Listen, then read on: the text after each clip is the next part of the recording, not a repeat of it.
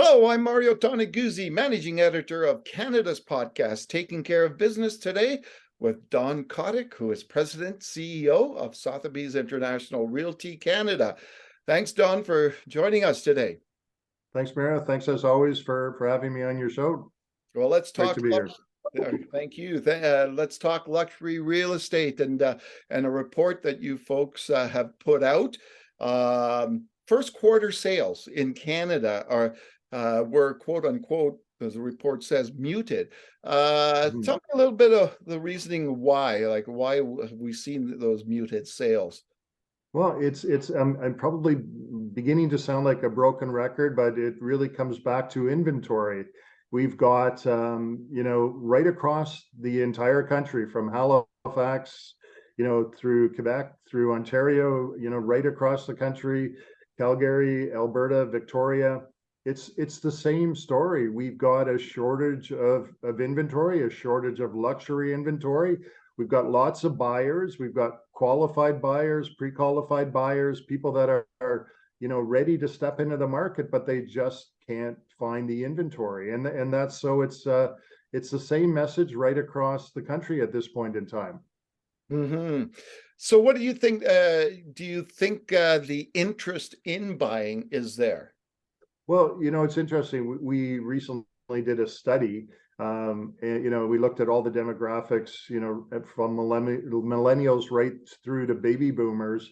And the great news is that home ownership is alive and well in Canada. It's entrenched in our culture. Our study basically said that, in the short term, all demographics view real estate as a better investment than some of their financial vehicles.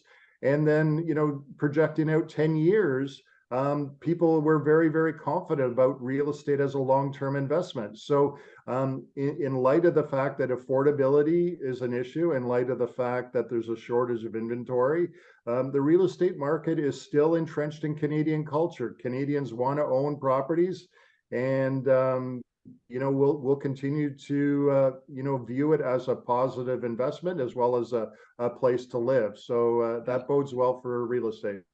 Well, when you look at the demand combined with the lack of supply, Don, what does that do in the prices in the country? Well, I mean, it definitely puts pressure on prices, right? And the thing is, unfortunately, if people aren't moving for a life reason, whether it's a divorce, whether it's having babies, whether it's downsizing, upsizing, they need a place to live, right? So that hinders fresh inventory coming in the market. And so whenever you do have this shortage, there's going to be, pressure on prices. And that's why the general consensus is prices are not going to go down anytime soon. And, once again, there's a lot of talk about people bringing new inventory on. It'll be nice to see when that happens, but it'll take years for that inventory to actually come into the market. So we're probably going to see, a tightness in terms of inventory for quite some time. And as a result of that, as you mentioned, there'll be price pressure for sure. What about the impact of immigration on this whole real estate industry in Canada, Don? We're seeing record levels of people coming to Canada, and we'll continue to see that in the coming years. What's that mean for the real estate market? Well, once again, it's basically the government, the federal government specifically, is sending conflicting messages. At one point, they brought forward the foreign buyer ban. Then they amended it with all kinds of amendments that really open it up again. And then they also, set some quotas of around 250,000 permanent residents a year. And last year we brought in 1 million. So they're exceeding their budgets in terms of what they had targeted for immigration. So these people are going to come in and they're going to put more pressure on the market. And it's not going to help affordability. As we've previously stated, a lot of these people that are coming in, 60% could be within the home buying class. So they're coming into the market and they're going to put pressure on the rental market, We're already seeing that in the rental market, and we're also going to see that in the traditional market.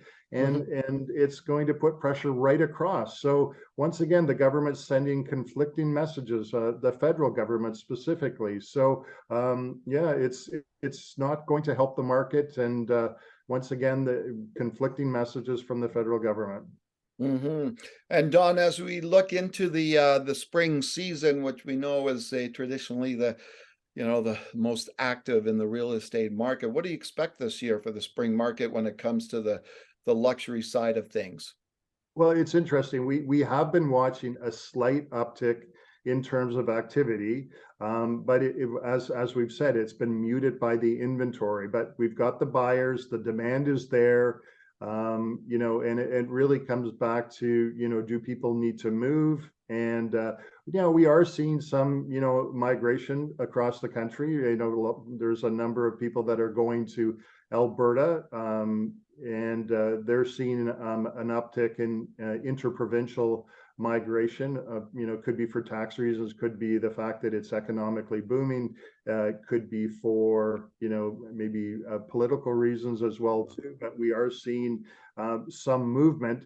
So you know, once again, it's going to come back to inventory, but you know, like I said, we've got the buyers, we've got the pre-qualified buyers, and it really is, you know, are those people going to bring their properties into the market? But I think we are starting to see that uptick, that seasonal uptick happening right now.